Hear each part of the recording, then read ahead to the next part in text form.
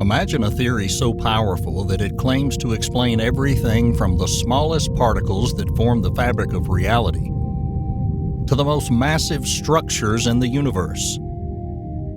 A theory that suggests that our familiar three dimensions of space may just be the tip of an invisible iceberg.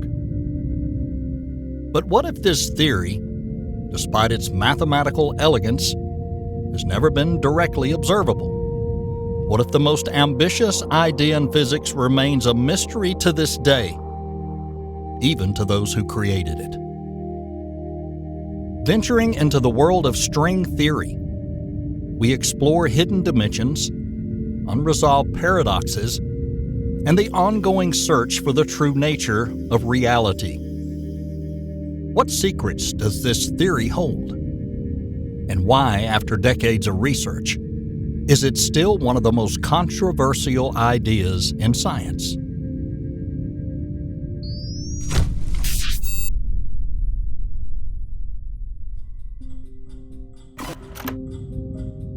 In the summer of 1968, a quiet revolution began in the hallowed halls of CERN. Gabriele Veneziano, a young theoretical physicist, wrote a paper that, unbeknownst to him, laid the foundations for a theory designed to unravel the very fabric of the universe. Initially, his work was a modest attempt to explain the strong force, the mysterious interaction that holds atomic nuclei together. But soon, this work, entitled Construction of a Crossing Symmetric Reg Behavior Amplitude for Linearly Rising Trajectories, will resonate far beyond its original intent. The scientific community quickly realized the potential hidden in Veneziano's equations.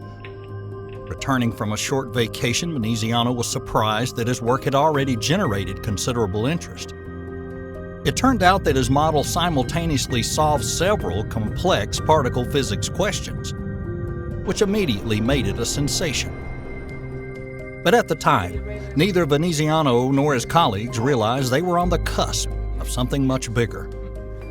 A theory that was a radically new view of the nature of particles themselves.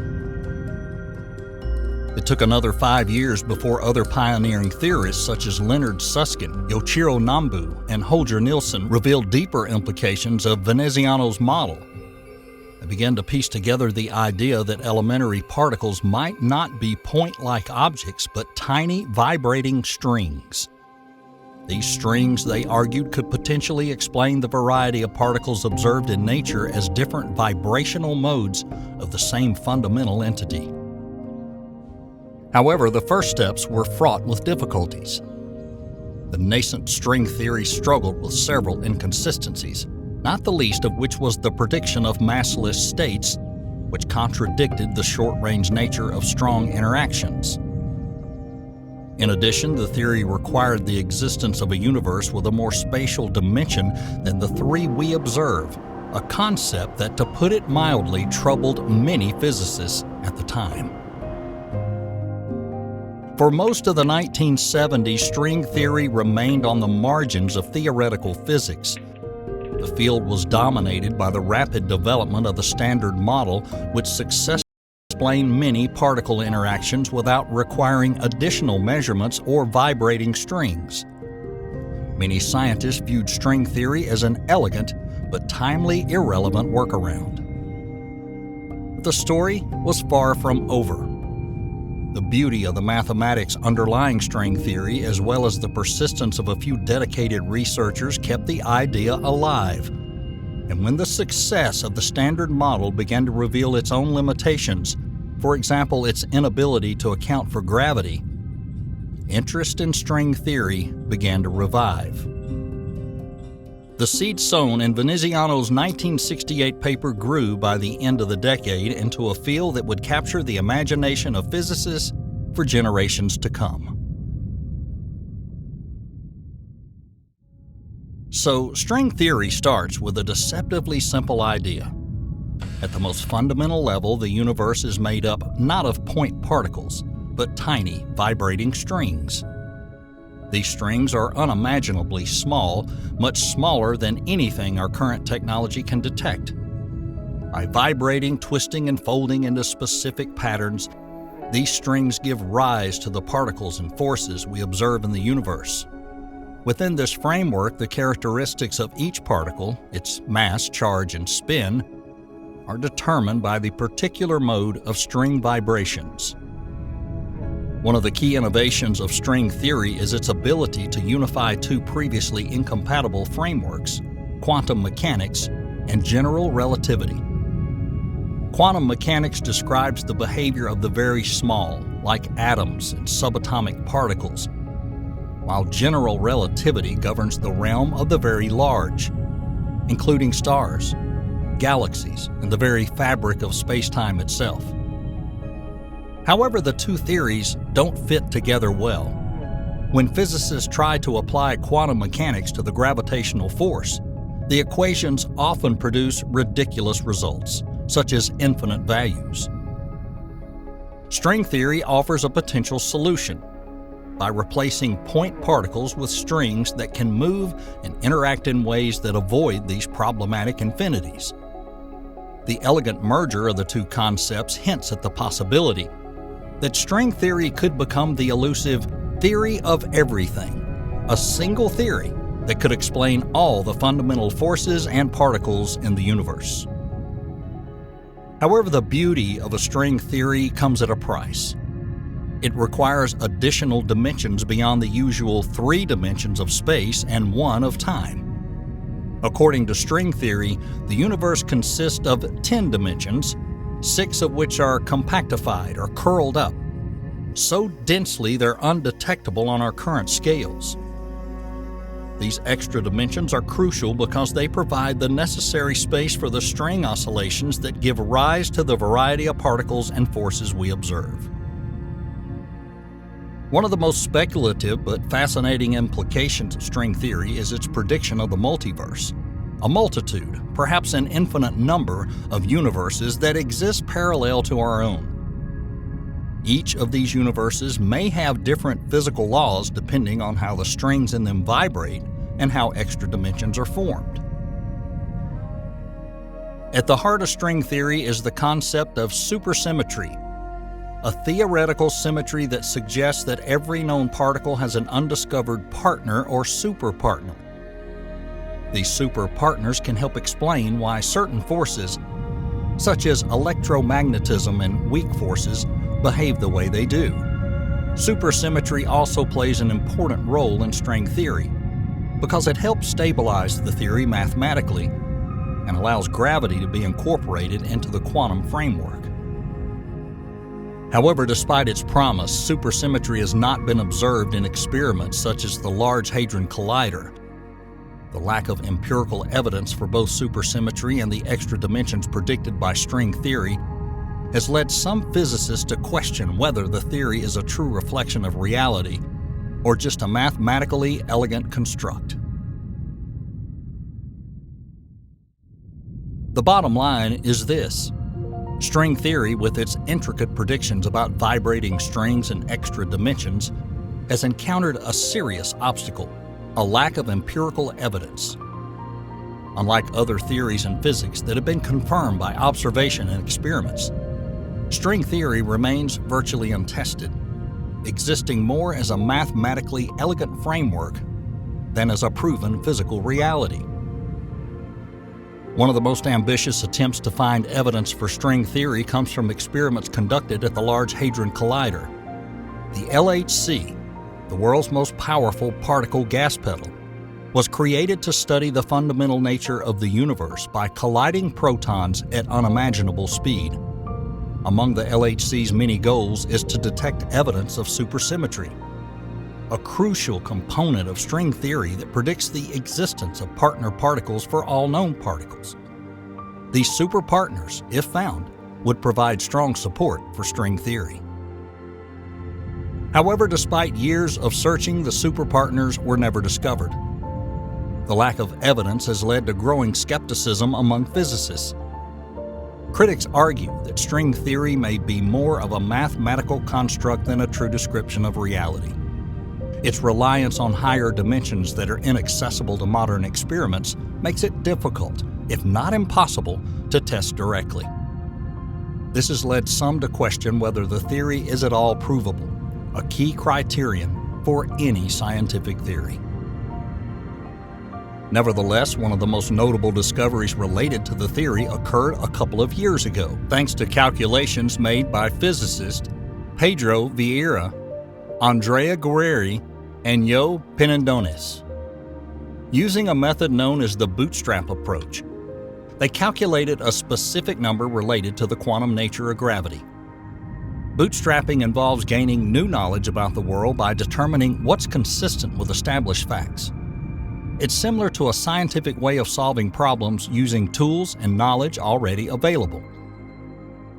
This number, denoted by the Greek letter alpha, represents the size of the first and largest quantum correction to the equations of Einstein's general theory of relativity. Remarkably, their calculated value of A in the 10-dimensional supersymmetric universe fully coincided with the predictions of string theory. The coincidence suggests that string theory may indeed reflect some fundamental aspects of quantum gravity. While this result does not confirm that the theory is the definitive version, it strongly suggests that it is still on the right track when it comes to describing the quantum aspects of gravity.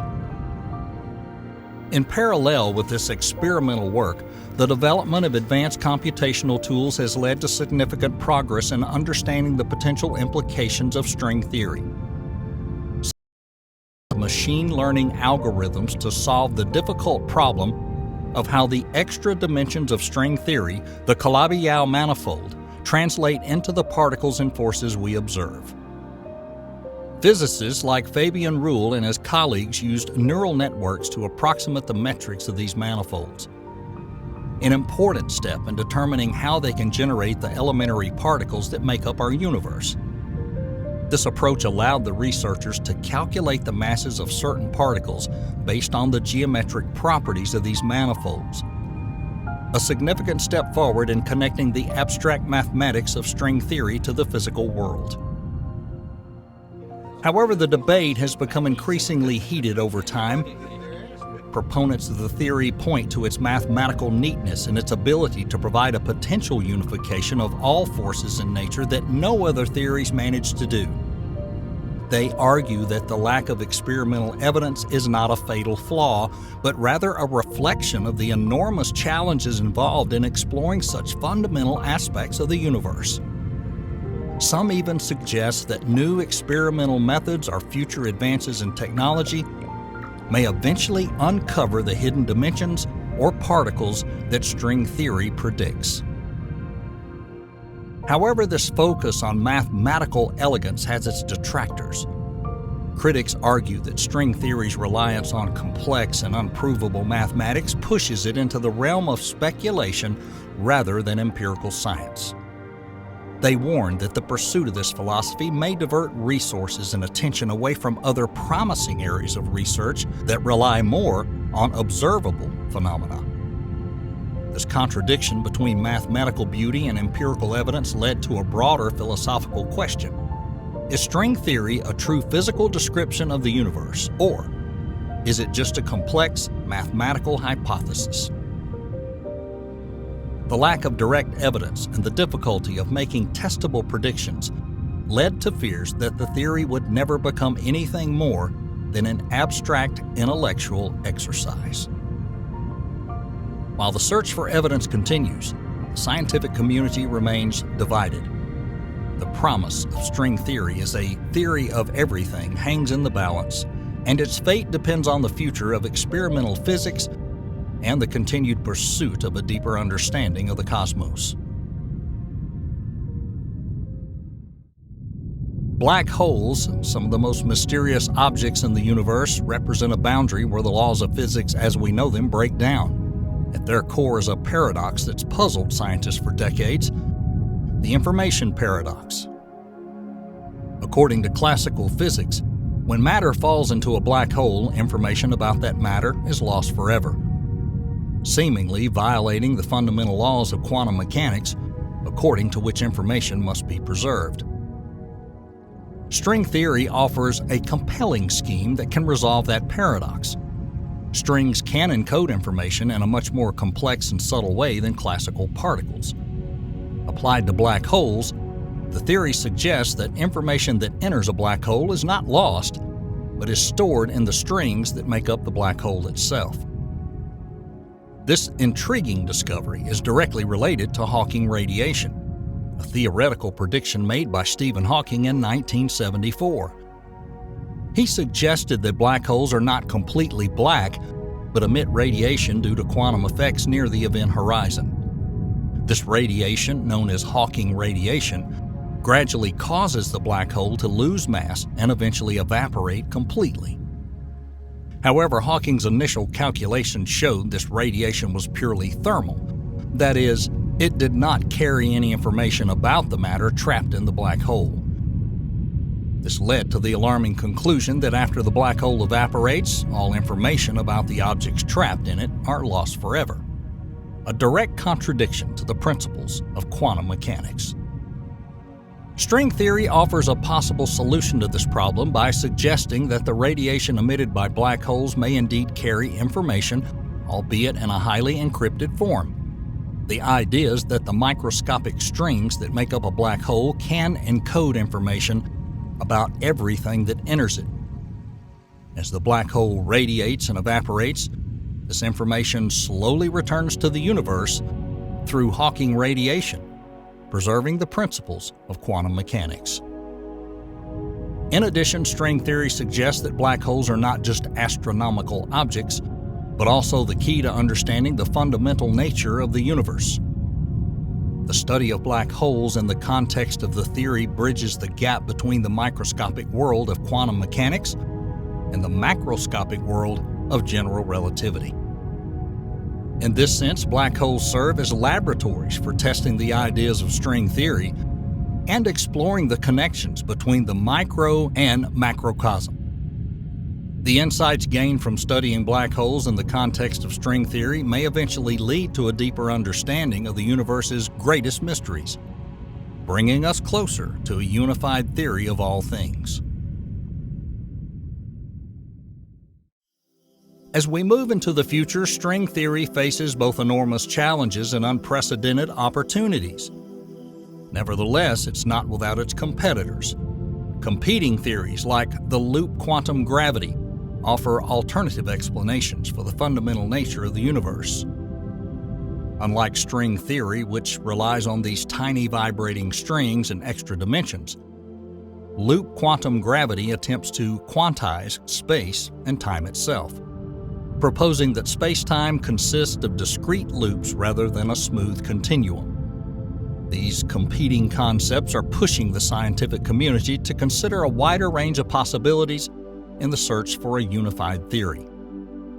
This inevitably raises questions about the very nature of knowledge, the limitations of science, and the boundaries between what's considered empirical science and what can be considered mere mathematical abstraction. Kurt Gödel's incompleteness theorems serve as a profound reminder of the limitations inherent in any formal system of knowledge. Gödel showed that in any sufficiently complex system there's truths that cannot be proved within the system itself. This idea has philosophical implications for string theory.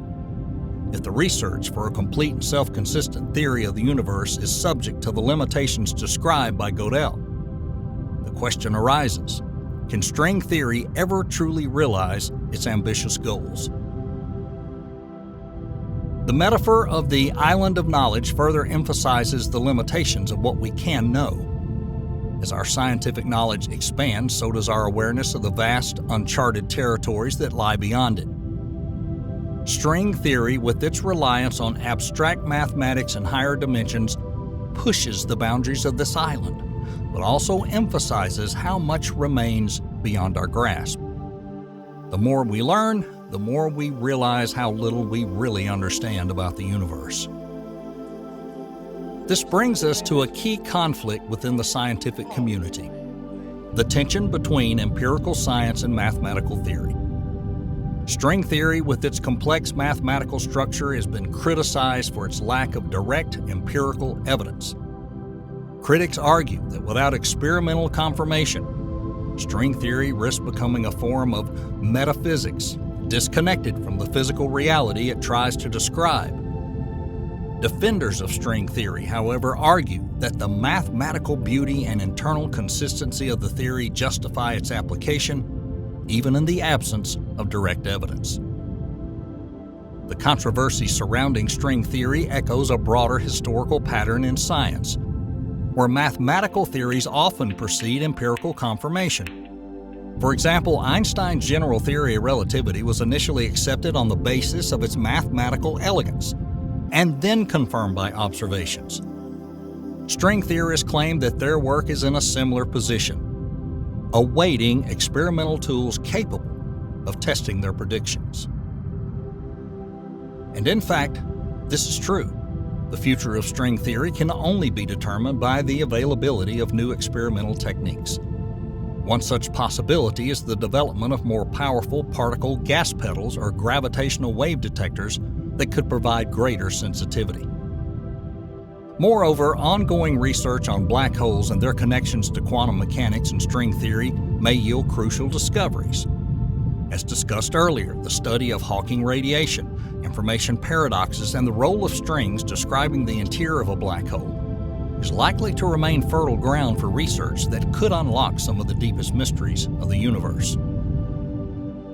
Looking to the future, we see that the scientific community remains divided as to whether string theory will ultimately prove to be the correct description of reality.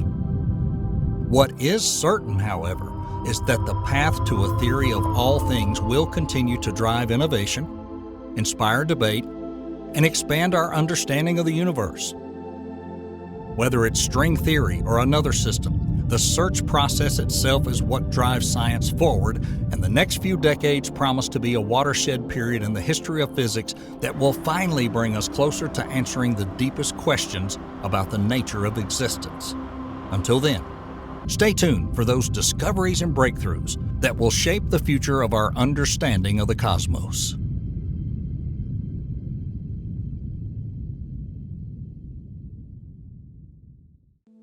Imagine a world teeming with the raw materials for life hidden among the stars.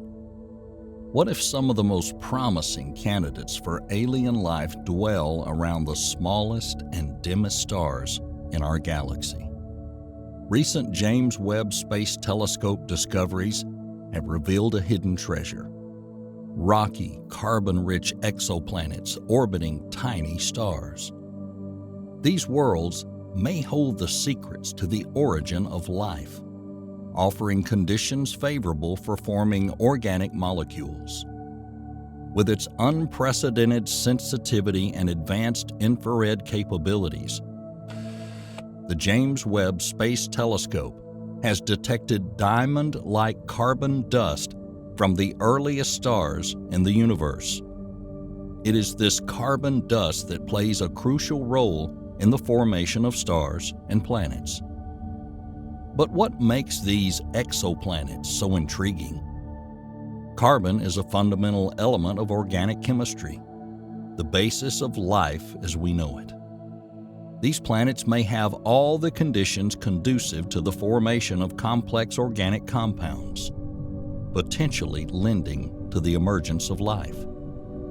And it's possible that around these miniature stars, where conditions are stable and long-lived, rocky planets with carbon-rich environments could be ideal laboratories for experiments with life.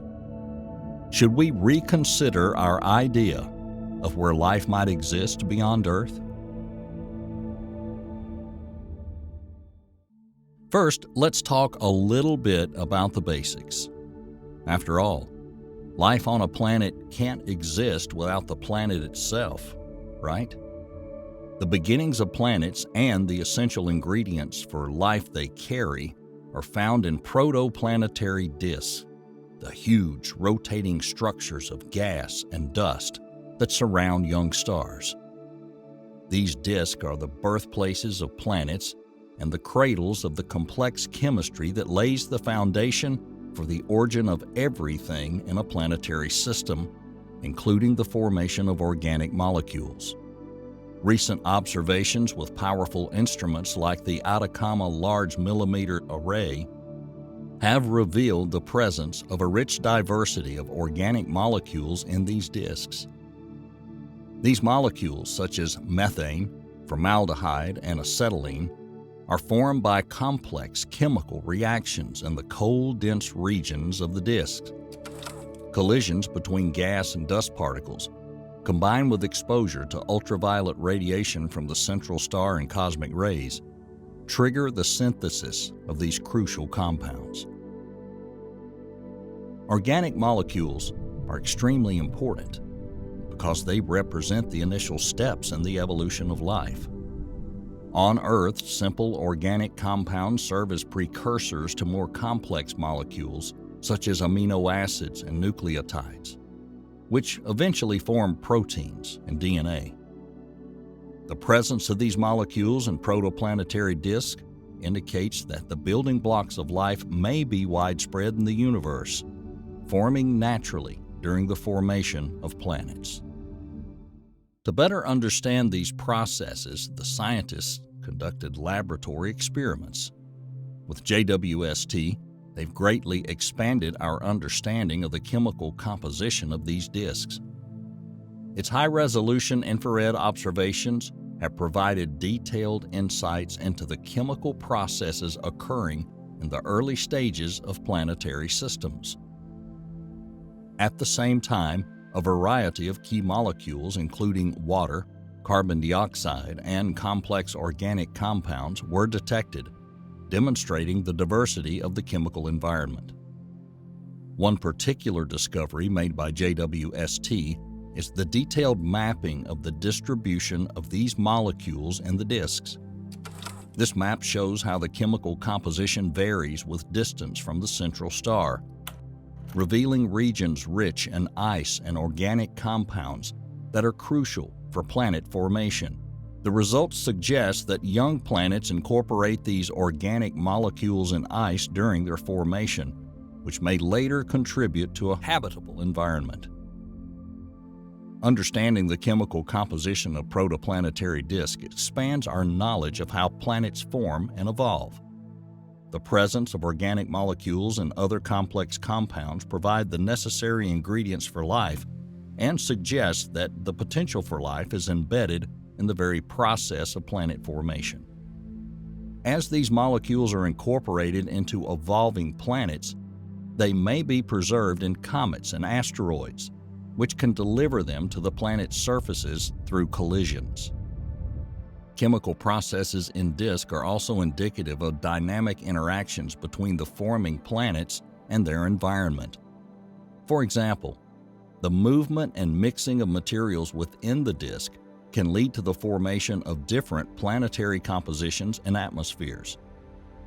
This chemical diversity is crucial for the creation of different planetary environments, some of which may also be favorable for the development of life. One of the James Webb Space Telescope's most remarkable discoveries last year was the detection of diamond-like carbon dust from some of the earliest stars in the universe. This unusual finding provides new insights into the processes that shape the early cosmos.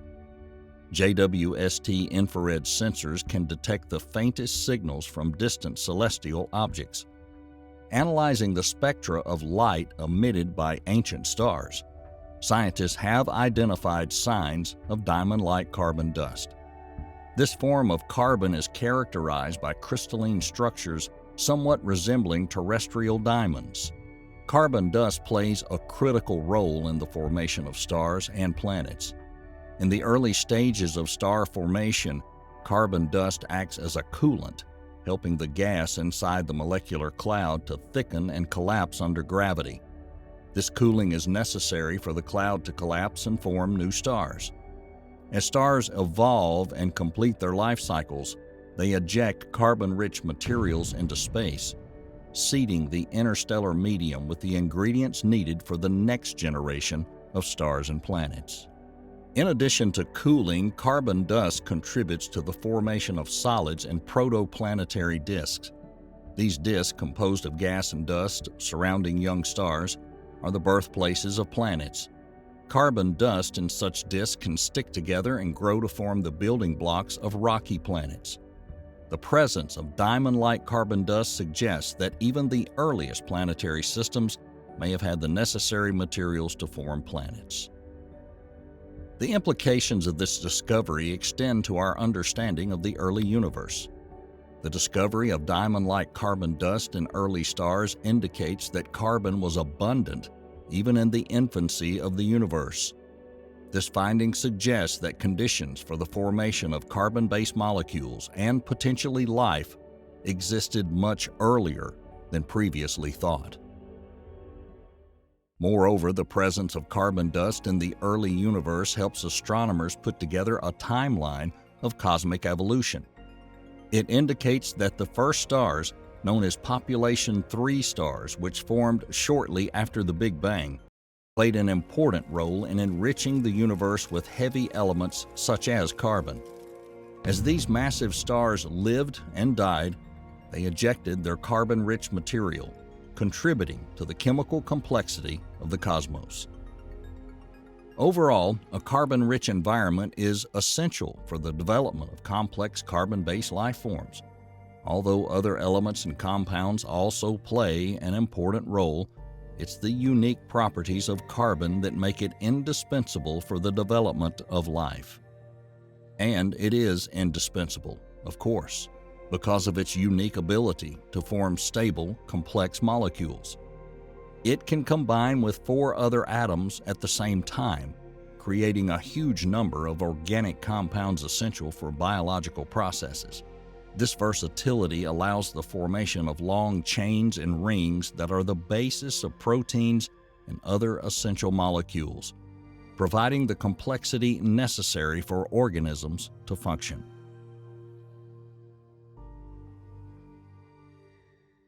Even more intriguing and revolutionary is another discovery made with JWST in June of this year. A team of more than 40 scientists from around the world was able to peer into the protoplanetary disk around small stars. The study of ISO Chi 147, a young star in the Chameleon 1 star-forming region, found the richest menu of hydrocarbons ever observed in a planet-forming disk. Among them is the first detection of ethane outside of our solar system. The discovery of ethane is revolutionary because it is a key hydrocarbon that plays an important role in the chemistry of life.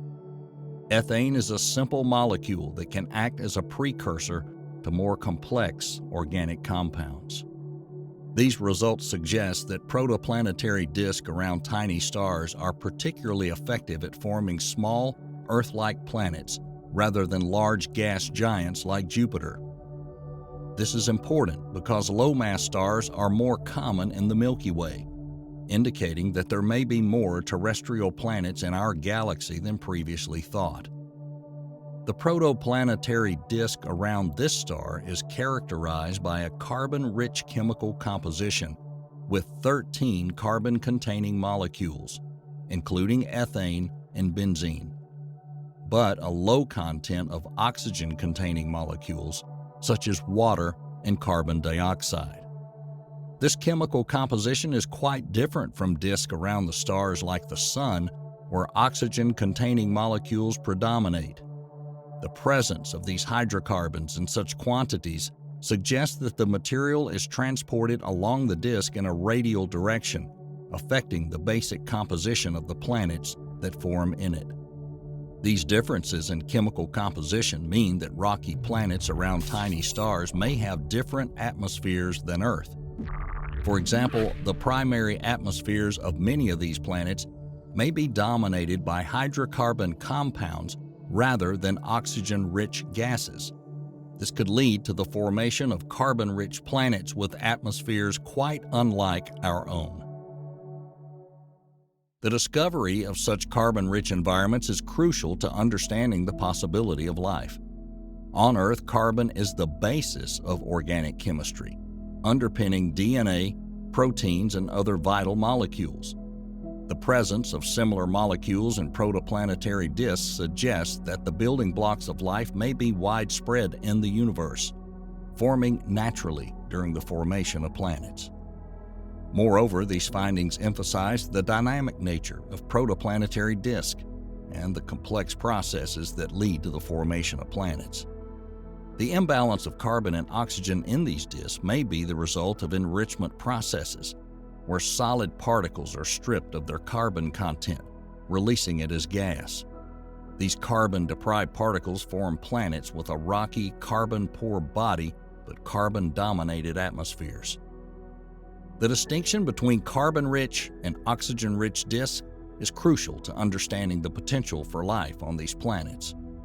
Carbon-rich disks, which are dominated by hydrocarbons like ethane, may favor life forms based on different biochemical processes than those on Earth. In contrast, oxygen-rich disks, containing molecules like water and carbon dioxide, are more similar to the conditions that led to the emergence of life on our planet. This chemical diversity means that planets forming in these different environments could have significantly different atmospheres and surface conditions, potentially leading to a wide variety of life forms or prebiotic chemistry that we cannot yet imagine. The discovery of rocky, carbon-rich exoplanets around small stars not only expands our understanding of the diversity of planetary systems, but also strengthens hope for the detection of life beyond Earth. Small stars around which such carbon-rich exoplanets may orbit are abundant in our galaxy. They're often more stable than larger stars and provide a constant habitat for billions of years. This stability makes it more likely that life will have enough time to develop and evolve. But carbon is not the only key element. What else is needed for life? In the search for life beyond our solar system, the concept of a habitable zone, often called the Goldilocks zone, is crucial. There are areas around a star where temperature conditions are optimal for liquid water to exist on the surface of a planet. Liquid water is extremely important because it is a key ingredient, being a solvent and thus providing the complex chemistry required for biological processes. Habitable zones depend on the type and size of the star. In smaller, cooler stars, the habitable zone is closer to the star, while in larger, hotter stars, it's farther away. Finding planets in these zones is a key challenge for astronomers searching for potentially habitable worlds. One state-of-the-art instrument to aid in this search is the Habitable Zone Planet Finder. This instrument, located on the Hobby-Eberly Telescope in Texas, is designed to detect exoplanets around low-mass stars by measuring tiny changes in the star's light caused by the gravitational pull of orbiting planets. HPF is particularly good at finding planets in the habitable zones of these stars, which are often dimmer and colder than our Sun. Using the HPF, astronomers have made significant progress in detecting planets where life could potentially exist. By focusing on the low-mass stars that are most common in our galaxy, the instrument increases the chances of finding habitable planets. The high accuracy allows scientists to detect even small Earth-sized planets that might otherwise go undetected. In this context, a very unexpected and intriguing discovery has emerged that calls into question all existing models of solar system formation, shedding new light on the diversity of planetary systems in the universe. The identification of LHS 3154b, an exoplanet that's surprisingly massive for its relatively small host star, suggests there are mechanisms at work in planet formation that we do not yet fully understand. Traditionally, models of planet formation such as core accretion and disk instability dictate that the mass of a star limits the size of planets that can form around it. LHS 3154b, however, does not conform to this rule. Perhaps this planet formed away from its star and migrated inward. or perhaps it was captured from another system. These scenarios shed new light on the formation and evolution of planetary systems. It's particularly remarkable that this exoplanet still retains conditions capable of supporting liquid water. The presence of such a planet suggests that habitable zones may exist in a wider range of conditions than previously thought. However, the presence of such a massive planet in the habitable zone of a small star also has implications for the potential habitability of other planets in the same system. Its gravitational influence can make or break the habitable zone, affecting the climate and geology of all small, potentially habitable planets nearby. This can either stabilize conditions for life or make them more unstable, depending on the characteristics of the system. Interestingly, the unexpected size of the planet brings to mind the evolutionary pathways of planets. It may well represent a stage of planetary evolution that we do not yet fully understand. For example, some gas giants may lose their atmospheres due to intense stellar radiation or gravitational interactions, causing them to shrink in size and mass. This process is known as planetary evaporation or shrinkage. In the context of LHS 3154b, its large mass and unusual orbit suggests that it may be undergoing or has already undergone similar evolutionary processes.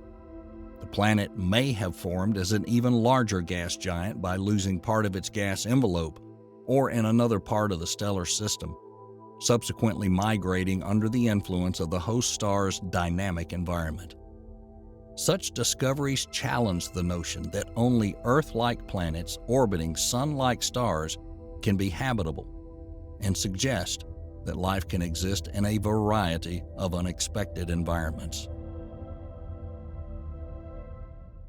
As we continue to explore space, the quest to discover and understand exoplanets remains a central focus of astronomical research. Current and future space missions should revolutionize our knowledge of these distant worlds, especially those in habitable zones. One of the key players in this ongoing exploration is the Transiting Exoplanet Survey Satellite. Launched in 2018, TESS is designed to observe the brightest stars near Earth in search of transiting exoplanets. Its mission is to identify thousands of new exoplanets, ranging from Earth-sized to gas giants, and provide targets for further study by other telescopes. TESS has already discovered many planets, some of which are in habitable zones of their stars, making them prime candidates for detailed study. The European Space Agency's Ariel Atmospheric Remote Sensing Infrared Exoplanet Large Survey mission, scheduled for launch in 2029, is expected to study the atmospheres of 1,000 exoplanets. By analyzing the chemical composition and thermal properties of these atmospheres, Ariel will help scientists understand the formation and evolution of planetary systems, as well as the potential habitability of these distant worlds. In addition, proposed future missions such as the Louvois and HabEx have the potential to take exoplanet research to new heights. The goal of these missions is to directly image exoplanets that are particularly Earth-like and look for signs of habitability with even potential biosigns.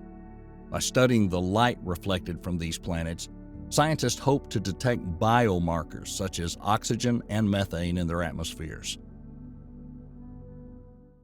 Many exciting developments are looming on the horizon, and they promise to expand our knowledge and inspire further curiosity about the vast cosmos. As we learn more about these distant worlds, the question remains: are we alone in this vast universe, or is life just waiting to be discovered?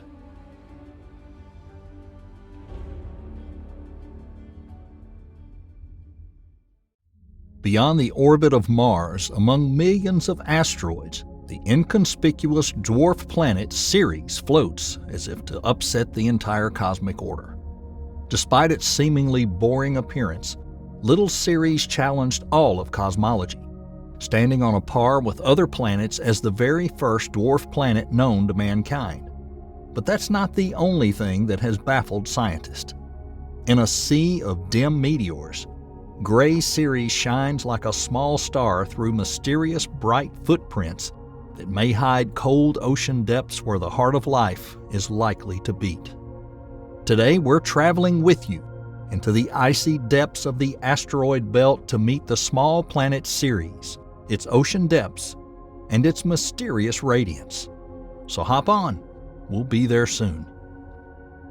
Ceres was first discovered in 1801 by astronomer Giuseppe Piazza. Initially, the scientists assumed that Ceres was a comet, but because of its slow and even motion, like a planet, he revised his calculations and continued observations. Even before the astronomers' research, well-known theorists such as Johannes Lambert had suggested there should be another planet in the gap, or asteroid belt, between Mars and Jupiter given its width. Piazza stopped working on his most significant discovery due to health problems, but his attempts to explore the distant and dark planet and calculate its orbit did not gather dust. Mathematician Friedrich Gauss, using the very limited data that Piazza managed to collect, was able to calculate the approximate orbit of Ceres. In particular, other astronomers such as William Herschel were even able to calculate the diameter, but it was far from reality. The researchers found that the size of the planet was only 160 miles, but in fact, according to modern observations, Ceres' diameter is 584 miles. Giuseppe Piazza considered the object he discovered to be a planet, and yet for 3 centuries Ceres was considered by the wider scientific community as an asteroid. Only in 2006 did the International Astronomical Union finally recognize Ceres as a dwarf planet along with Pluto. The discovery of Ceres could not but leave a mark on modern astronomy. Thanks to the small planet, scientists have deepened their knowledge of how the solar system was born and planets formed. For the first time, we were able to see the embryo of a planet, or planetesimal, so close. Ceres has expanded everything we know about cosmic bodies by its existence, actually forming a new type of planet as a dwarf planet. Due to the difficulties of studying a dim and seemingly dead planet, scientists have long considered it just a large body in the asteroid belt. Its mass is about 25% of all objects in the belt, but still, even dwarf Pluto is 14 times more massive than it. In particular, it seems that due to the gravitational effect of Jupiter, a small planet could not form completely. It is at the embryonic stage, without any opportunity to gain mass from the building asteroids that surround it. It takes 4.6 Earth years to complete a full orbit around the Sun, but its rotation on its axis is only 9 hours, making its day one of the shortest in the solar system. Interestingly, the axis tilt is not visible to the planet at all. It's only 4 degrees, so there's no possibility of feeling seasonal changes on Ceres.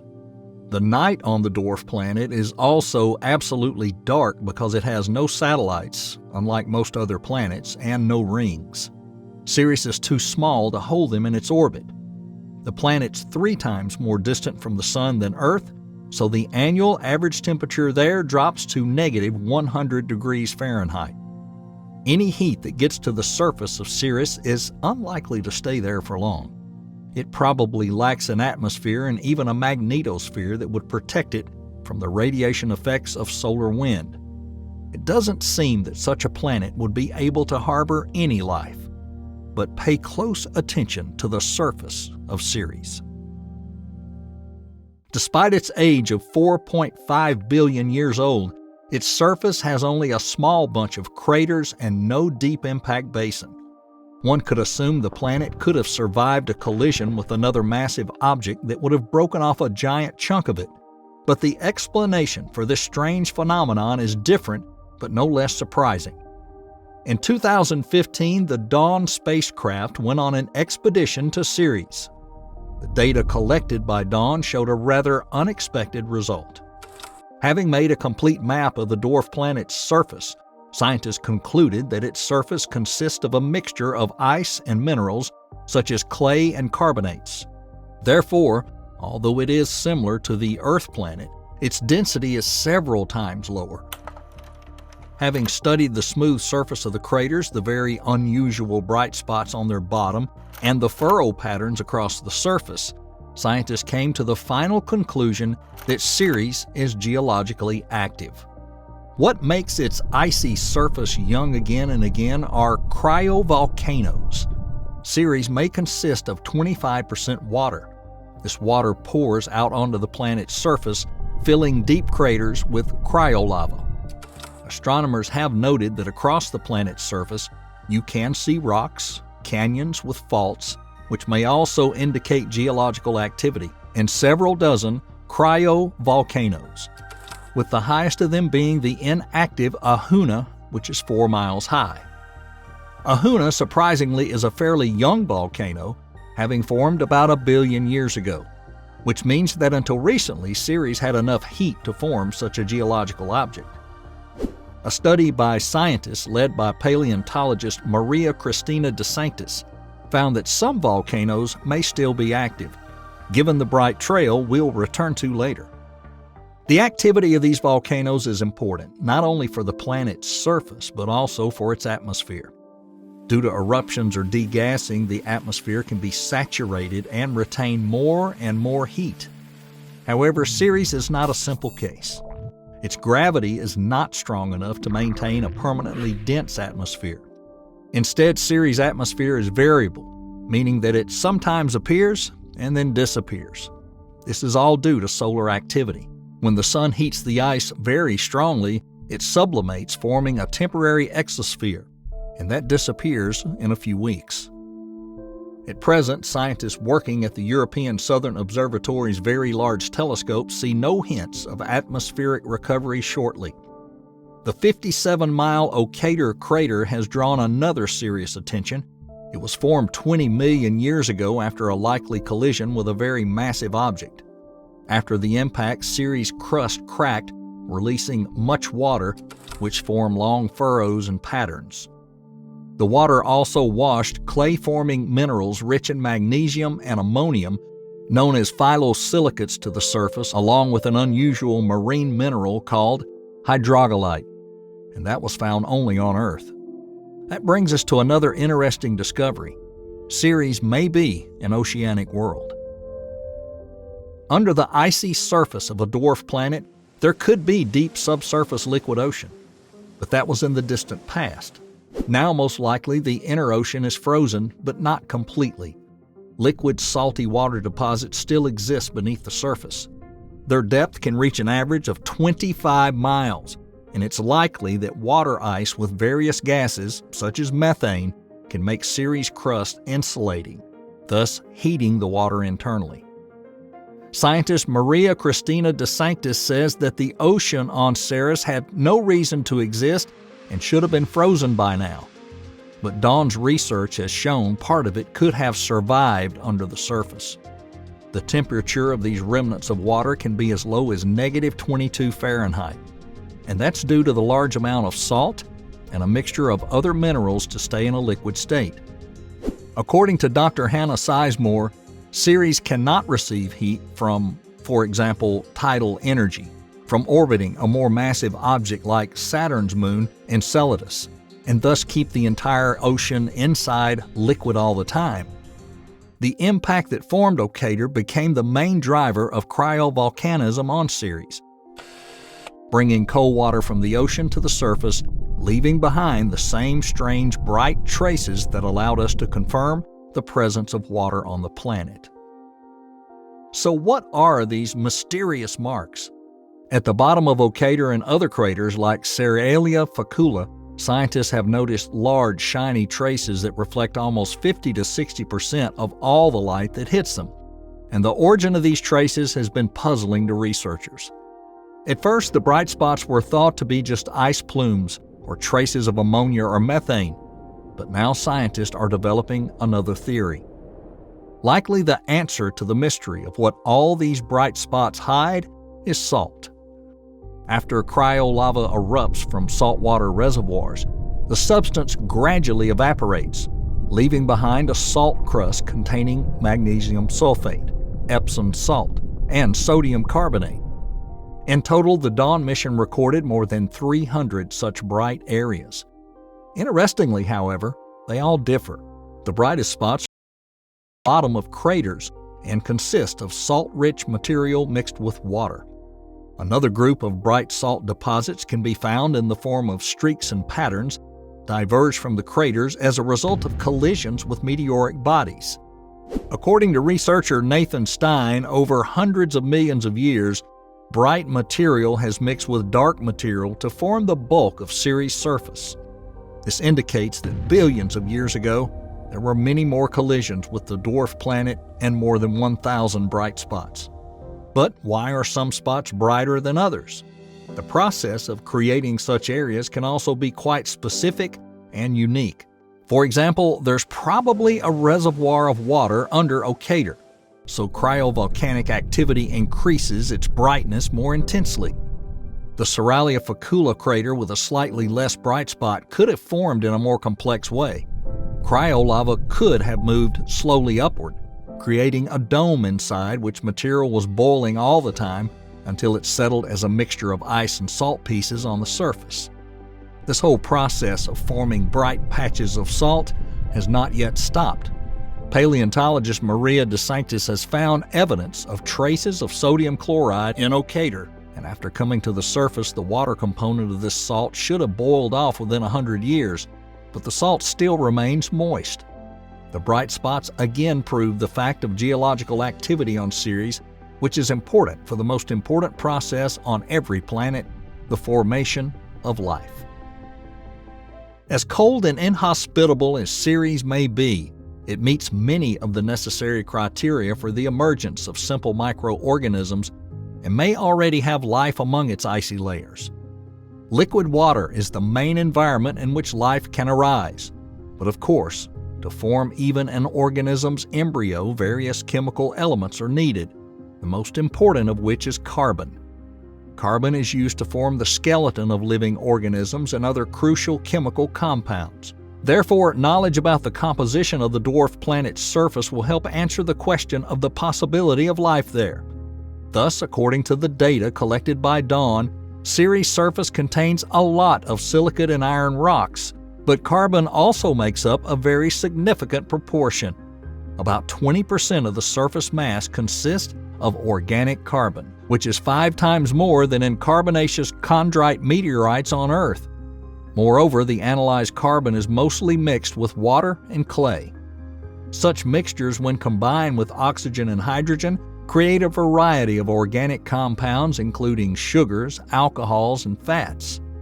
However, this is not the only chemical element important for the development of life that's available on the planet. Water itself already contains a whole range of compounds. Materials on the planet have undergone significant change over billions of years. For example, rocks, such as serpentine and carbonate minerals in the interior of Ceres, melted due to radioactive decay inside the planet, forming rocks similar to shale. The newly formed material probably formed pockets of salty liquid, filling the water with various substances, such as sodium, sulfur, methane, etc. Such a soup of building blocks could be a niche for life, according to geophysicist Mohit Daswani. But more than that, millions of years ago, when there were more collisions and thus the planet received more heat, simple microbial life could hypothetically exist. Therefore, primitive life could probably develop in water tanks right now. However, the problem is still the absence of an atmosphere for a long period of time that would prevent the surface from strong radiation. In particular, the exact amount of liquid water is not known to say for sure that life has a place to form, and in addition, the Dawn mission did not confirm the presence of large amounts of nutrients such as nitrogen or phosphorus, which are necessary for any life activity. Only future missions and soil samples can determine whether Ceres is habitable. In more than 10 years, NASA astronomers plan to send a new expedition to Ceres to collect a sample from the planet's surface. Researcher Dr. Julie Castillo Roguez says the proximity and low gravity of the planet will allow them to return samples at a relatively low cost. The doctor is confident that there will be organic matter in Ceres salts, which gives us more hope that we can finally find out if we're alone, at least in the solar system. Ceres is an ideal natural laboratory that offers scientists many opportunities to explore the history of our solar system and the origin of life in difficult conditions. Such an intriguing object as the dwarf planet Ceres is of almost unprecedented importance in the study of planetary evolution, and the study of its geological features will allow us to model the entire cycle of planet formation. Future research may be crucial and a breakthrough for all of cosmology. Ceres could hypothetically become one of the first planets on which humanity will find new life. Perhaps this small and inconspicuous dwarf planet will also draw the attention of scientists to dozens of other similar icy oceanic worlds that also have many secrets. Imagine being able to harness the power of the sun, which has been the lifeblood of our planet for billions of years. Its energy, produced in a process known as fusion, illuminates our world and sustains life. But what if we could replicate this process right here on Earth? What if we could create our own miniature suns to power our homes, our cities, and our world? Sounds like science fiction, doesn't it? But what if we told you that this is not a distant dream, but a reality that scientists have been approaching for decades? In the heart of California, at the Lawrence Livermore National Laboratory, a group of dedicated scientists work tirelessly on this mission. Their goal? To accomplish nuclear fusion, a feat that could revolutionize the way energy is produced and pave the way for a future of clean, limitless power. And quite recently, at the end of last year, there was a breakthrough that could have changed everything, illuminating our future. Imagine our star, the Sun, 93 million miles away in the vast expanse of space. It is a giant glowing ball of gas that's incredibly hot. Have you ever wondered what makes the sun shine so bright? The answer is both simple and complex: nuclear fusion. In simple terms, nuclear fusion is the process by which two light atoms combine to form a heavier atom. It's like taking two small Lego blocks and putting them together to make a bigger one. But there's a catch. When these atoms combine, they release a huge amount of energy. They release so much energy that it allows this energy to power the sun and make it shine. Now you may be thinking, that sounds great, but what does that have to do with us here on Earth? Well, if we could replicate this process, we could potentially create a virtually limitless source of clean energy. Imagine your house, your city, and even your car being powered by the same process as the sun. That is what fusion promises us. But this idea is not new at all. Scientists have been dreaming of harnessing the power of fusion for decades. In fact, the concept of nuclear fusion was first introduced in the early 20th century by physicists like Albert Einstein and Hans Bethe. Over the years, there have been many attempts to achieve fusion, from Project Sherwood in the 1950s to the first tokamaks in the 1960s, and the construction of modern facilities such as ITER and the National Ignition Facility in the U.S. Each of these efforts brought us closer to the goal of achieving fusion. Although there have been problems and setbacks along the way, the dream of harnessing star power has never faded. And now, with the recent breakthrough at Lawrence Livermore National Laboratory, we may be closer than ever to making that dream a reality. Just imagine a world in which the light in every house, street, and city is powered not by coal or gas, but by the same process as the stars. As we discussed earlier, fusion is a process in which two light atoms combine to form a heavier atom, releasing huge amounts of energy. But what makes the process so special? Why are scientists around the world so interested in it? Today, most of our electricity comes from burning fossil fuels like coal and gas. These processes release harmful greenhouse gases into the atmosphere, contributing to climate change. Such resources are also finite, which means they will run out sooner or later. But fusion offers another way. Fusion is fueled by hydrogen isotopes such as deuterium and tritium. Deuterium can be extracted from seawater and tritium from lithium, which is abundant in the Earth's crust. This means that the fuel for fusion is almost limitless. And remember, the energy released by fusion is enormous. Just 1 gram of fusion fuel can produce the same amount of energy as 8,000 gallons of gasoline. That's like driving around the Earth more than 300 times. Fusion could generate huge amounts of energy without the carbon emissions associated with fossil fuels. This could help us fight climate change and move towards a more sustainable future. The outlook for fusion energy extends beyond the scientific community. Political figures such as U.S. Senate Majority Leader Charles Schumer also recognizes its potential. He stated, "This breakthrough is a giant leap toward making fusion power a reality. It marks the beginning of a new era in energy production that is cleaner and virtually limitless. The potential for our economy and the environment is enormous." With the stakes so high, it's not surprising that the fusion race is often compared to the space race of the 20th century. But achieving nuclear fusion is not easy. It requires incredibly high temperatures and pressures, such as those found in the heart of the sun.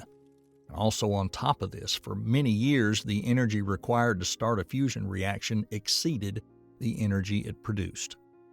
But this is where the Lawrence Livermore National Laboratory and the National Ignition Facility come into play.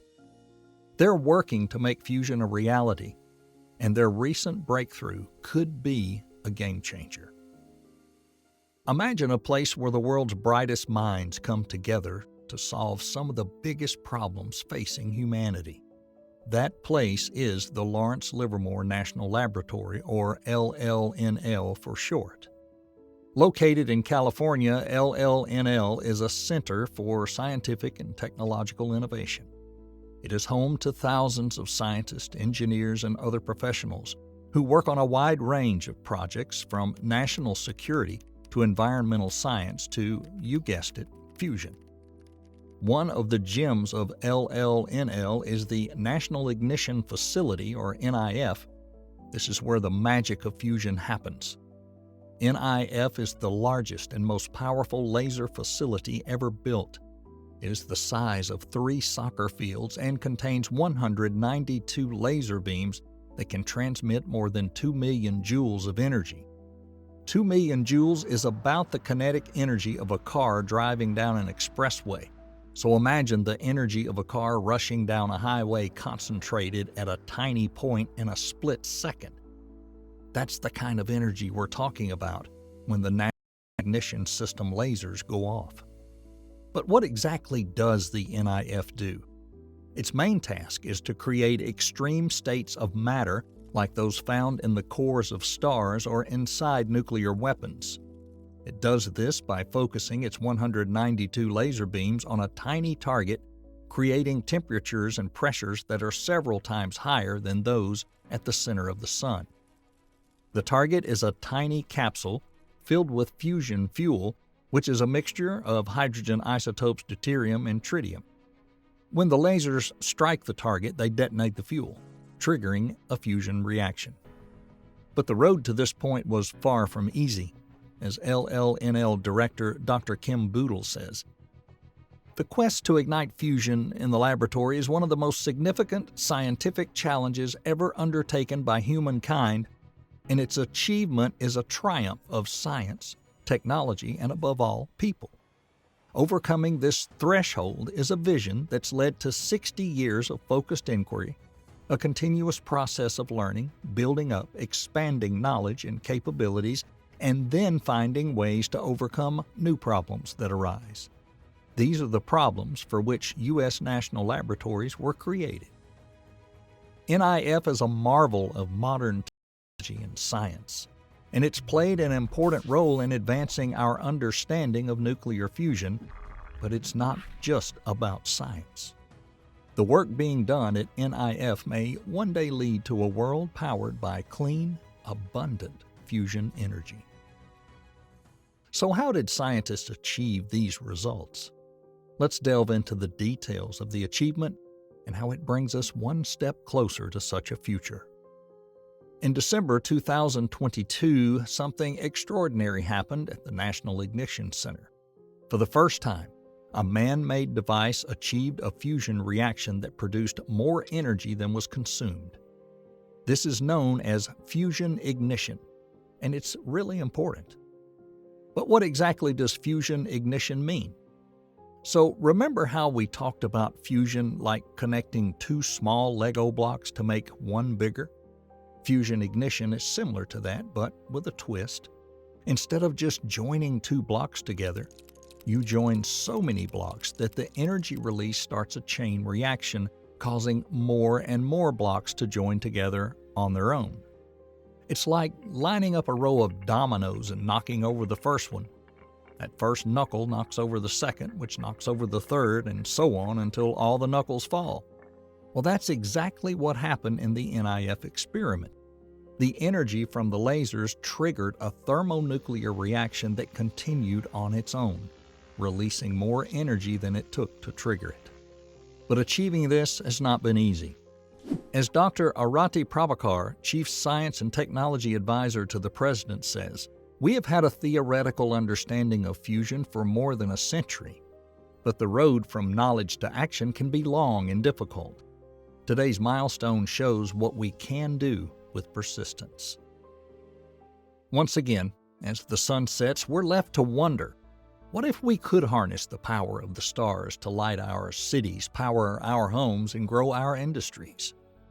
But what would a world powered by fusion energy look like? First, fusion energy is clean. Unlike fossil fuels, it produces no greenhouse gases or harmful pollutants. This means it could play a crucial role in combating climate change and improving air quality. In addition, fusion energy is safe. There's no risk of meltdown as in a nuclear fission reactor, and it produces no long-lived radioactive waste. In the event of a malfunction, the reaction simply stops. We have an enormous supply of fusion energy. The fuel for fusion is water and lithium, which is in abundance on Earth. This means that the fusion energy can provide a virtually unlimited supply of energy, reducing our dependence on limited resources like oil and gas. But while the potential benefits of fusion energy are enormous, there's still many problems to be solved. Fusion reactions require extreme conditions that are difficult to achieve and maintain, and the technology to capture and convert fusion reaction energy into usable electricity is still in the early stages of development. However, the event itself gives us grounds for optimism. It shows that fusion ignition is possible and that we are on the right track. Thanks to continuous research and development, the dream of a world powered by fusion energy can become reality. But what does the future hold for fusion energy? Although the recent achievement of fusion ignition is a milestone, it's only the beginning. There's still a long way to go before fusion energy can be used on large scales to power our homes, cities, and industries. Future research will focus on several key areas. First, maintaining the extreme conditions required for fusion reactions is a major challenge. Second, we need to develop the technology to capture and convert the energy produced by these reactions into useful electricity. This will require overcoming numerous technical challenges, from handling the intense heat and radiation produced by the reactions to finding materials that can withstand these conditions for long periods of time. Another important step is to scale up these reactions to a size that could power a city. Designing and building a fusion power plant that could operate continuously and reliably is an important challenge. This applies not only to the fusion reactor itself, but also to the infrastructure for fuel supply, energy capture and conversion, and waste management. However, the potential benefits are enormous. Fusion energy could revolutionize our energy system, providing a virtually unlimited supply of clean and safe energy. It could help us fight climate change, improve air quality, and reduce our dependence on limited resources such as oil and gas. The road to fusion energy is a marathon, not a sprint. It will require continued investment in research and development, cooperation among scientists around the world, and the support of politicians and the public. But still, a promising start has been made. The recent breakthrough at the National Ignition Facility is a beacon of hope, lighting the way toward a future based on clean, abundant energy. And the farther we look into the future, the brighter the prospects for fusion energy shine. One thing is certain: the day will come when star power will no longer be a distant dream, but a reality within our reach. In 2021, the James Webb Space Telescope, or JWST, was launched from Kourou, France, to study at Lagrangian point L2 the cosmic bodies and distant galaxies around us, which can help us learn more about the birth of the universe. Equipped with large mirrors and revolutionary instruments, James Webb was able to make several important discoveries for the scientific world in just 1 year of the mission, including such complex cosmic processes as star formation and their death. Today, you'll learn about JWST's most remarkable discoveries to date, from the first detailed image of a cluster of galaxies to a new exoplanet. One of Webb's first images was of the galaxy cluster SMACS 0723, 4 billion light-years from Earth. It was not a discovery. The cluster was first explored by Hubble. However, thanks to its cameras, Webb was able to provide a very detailed image, revealing to scientists hundreds of previously unseen small galaxies. Interestingly, Webb made this image in just 12 hours, when it would have taken Hubble several weeks. Webb's photos will allow scientists to study young galaxies before they merge into larger spiral galaxies. For example, a study led by Rohan Naidu of Harvard University indicates that some galaxies there may have formed in as little as 300 million years after the Big Bang. In addition, scientists noticed elongated galaxies that also appeared simultaneously in different places. According to the research of astronomer Massimo Pascal, the cause of stretching may be the gravity of the galaxy cluster, which distorted the light, causing galaxies to appear in different places. The scientist also noted the elongation of SMACS 0723. It could be caused by its collision with assumingly another galaxy cluster. The next important image of Webb was a rare ring galaxy, the Cartwheel, 500 million light-years away. It was discovered back in 1941, but a detailed image was only obtained now. Its strange appearance, reminding us of a wooden carriage wheel with a circle in the center and diverging spokes, probably formed as a consequence of a high-speed collision between two galaxies over 400 million years ago. Therefore, it's likely that the Cartwheel galaxy looked just like our Milky Way before the collision. Moreover, Webb discovered that the core of the wheel contains a large amount of hot dust and that the brightest regions emanating from the center contain many young stars. That is, as the galaxy expands, it pushes dust and gas outward, forming stars.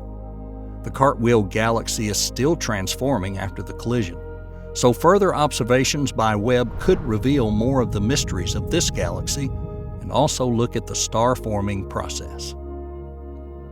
In July of 2022, Webb captured the last moments of a dying star that had been emitting gas and dust for several millennia, forming the South Ring Nebula. This nebula, only 2,000 light-years away, was also explored by Hubble, but it only captured one star there, very bright in the infrared. As the emission continued, the star, which was 3 times the size of the Sun, shrank significantly, turning into a white dwarf. Because of this, the star could not shine brightly. Scientists then concluded that all the material ejected by the star must have formed a dust disk, and that would have glowed when heated.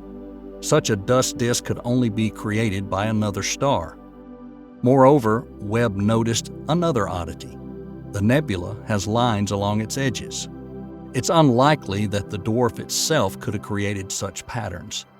Thus, Macquarie University astrophysics professor Ursula DeMarco believes that the white dwarf may have several companion stars that scattered all the material and created a disk around the central star. Finally, Webb confirmed that there is a second young star near the dwarf, although no other stars are visible. Scientists speculate that they are either too dim or have already been absorbed by the central star. Therefore, Webb's study will help scientists not only learn more about this association of stars, but also to study the chemical composition of the ejected material. In addition to the death of the star, Webb was able to capture its birth. Webb succeeded in capturing the bright clouds emitted by the newly formed star, L1527, at a distance of about 460 light-years. The star emits layers of dust and gas in different directions, so the appearance of this nebula resembles an hourglass. The color of the clouds is determined by the thickness of the dust, an orange color where the dust is denser and vice versa. The thinner the layer, the bluer the color would be. Scientists estimate that this star is only about 100,000 years old, when a star is formed about 10 million years or more. Also, NASA researchers believe that L1527 is already approaching the generation of its energy through nuclear fission, so it will soon be able to ignite on a cosmic scale. Moreover, the barely visible line that crosses the clouds is a protoplanetary disk, and it is the size of our solar system. Therefore, it is likely that planets could form around L1527, just as in our system. This, in turn, will not only allow us to observe what the solar system looked like when it formed, but also to consider these exoplanets as possibly inhabited. Another distant Kiel Nebula was the target of James Webb's research. The Kiel Nebula contains a region of star formation NGC 3324, the edge of which Webb captured in detail. The rock-like part of the nebula is actually hot, ionized gas and dust. Amid this nebula, Webb was able to capture with its cameras hundreds of previously hidden newborn stars. Moreover, the telescope also detected thin jets of hydrogen erupting from the top of the nebula. Such columns could probably indicate an active period of star formation. Such an event is very rare, and it lasts only up to 10,000 years. This discovery is a new step in the study of star formation and its effect on nearby planets and the entire nebula. In addition to the Kiel Nebula, Webb studied another nebula that could also bring scientists closer to a better understanding of star formation. The Pillars of Creation Nebula is about 6,500 light-years away in the Eagle constellation. In its huge columns of dust and gas, 4 to 5 light-years long, Webb discerned many young stars that are just forming. Take a look at the nebula's second pillar. The top of it is reddish and looks like lava. This means that there are stars in this area that are emitting jets during formation, which means they are estimated to be 100,000 years old. By the way, scientists also noticed that there should be more stars in this image. The fact is that stars have recently finished their development. They had got rid of the dust surrounding them, so it's difficult to see them in the mid-infrared. But nevertheless, the information from James Webb will be enough to investigate how stars form and emerge from these dust clouds. Webb's next discovery is of even greater interest to scientists. This time it is not a nebula, but the brown dwarf Glass JWST BD1 at a distance of about 2,000 light-years from Earth. Brown dwarfs are quite rare and dim and also have some of the characteristics of a planet. That is, they're not massive enough to synthesize hydrogen and emit starlight, but they also have an atmosphere like a planet, with the probable presence of water molecules in it. So studying why a star has so little mass will help scientists learn more about the boundary between planets and stars, and how they form. Now back to our dwarf. Very little is known about glass JWST BD1 at the moment. It is about 30 times larger than Jupiter and has a temperature of about 720 degrees Fahrenheit. Brown dwarf researchers led by Mario Nannino said that further observations are needed to learn the star's chemical composition and properties. But in addition to glass JWST BD1, Webb was also able to study the previously discovered brown dwarf, VHS 1256-1257b, specifically its dust clouds. VHS 1256-1257b is relatively close, 72 light-years away, so Webb was able to examine its atmosphere in detail. It found many important chemical elements there, including water and carbon dioxide, as well as a cloud of silicate particles. Thus, Webb was able to bring scientists a little closer to understanding the structure of dwarfs and exoplanets. The first exoplanet that Webb captured was the gas giant HIP 65426b. This young exoplanet, 385 light-years away, was discovered back in 2017 by a ground-based telescope. However, the study of the planet was complicated because it was quite difficult to get a detailed image with short infrared light waves, especially because of the large number of bright stars. For example, the star HIP 65426, around which the exoplanet orbits, is 10,000 times brighter than it. Nevertheless, Webb's cameras took the first direct image of the exoplanet during its mission. HIP 65426b is 100 times farther away from its parent star, so the telescope was able to spot the planet. Although Webb did not get a closer look at HIP 65426b because of the enormous distance, the images will help scientists learn more about the planet and the system as a whole, as well as opening up the possibility of taking pictures of other distant exoplanets. Another of Webb's first scientific mission targets was the WASP-39b exoplanet. It was previously observed by the Hubble and Spitzer telescopes, but Webb was able to provide an almost complete characterization of its atmosphere. WASP-39b is a gas giant slightly smaller than Jupiter with very low density, so life is unlikely to be possible there.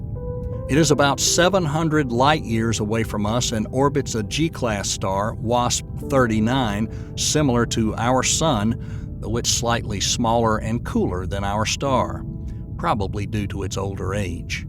However, WASP-39b is the closest planet to the central star.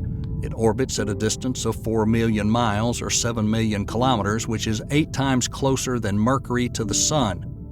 That's why temperatures there are very high on average, 1600 Fahrenheit, and with its mission, Webb confirmed the presence of water vapor, sodium, and potassium in the atmosphere, which had been detected by previous studies.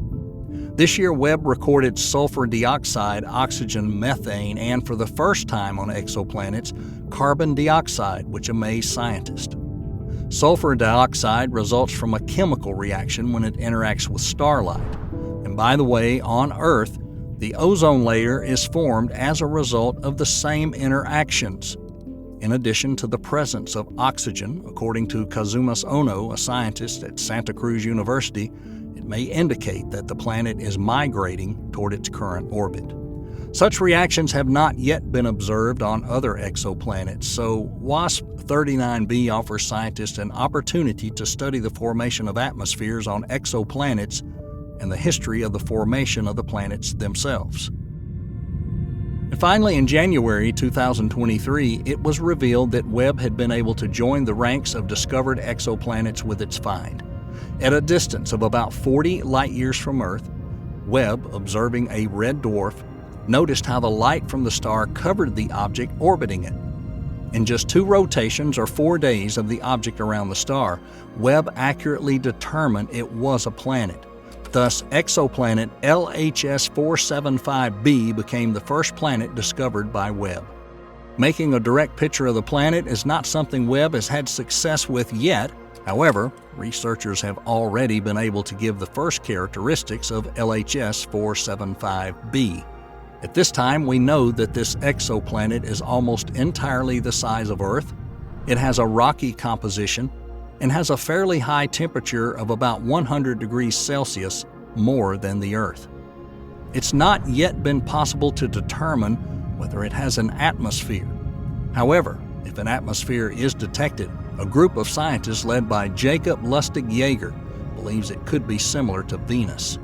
Still more research is needed to establish whether there is an atmosphere there and perhaps even whether life could exist there. The James Webb Telescope has reached its research point in a year. Together with the scientists, they've about 9 more years of work ahead. Webb's main missions are the study of early galaxies, star formation, and the in-depth study of exoplanets and planets in our solar system. Shortly, Webb will probably study the TRAPPIST-1 system, some planets of which may be inhabited. Moreover, Webb will focus on studying the atmospheres of Mars, Pluto, Jupiter, and Kuiper Belt objects, which could provide more information about the origin of the solar system. Another mission for Webb is to investigate the sources of water in space objects. To do this, Webb will study Jupiter's icy satellite Ganymede, where there could be an internal ocean. This could also help further studies of icy ocean satellites like Enceladus, Europa, and possibly Mimas. Therefore, we expect that Webb will be able to make many discoveries over the years that will change our understanding of the universe.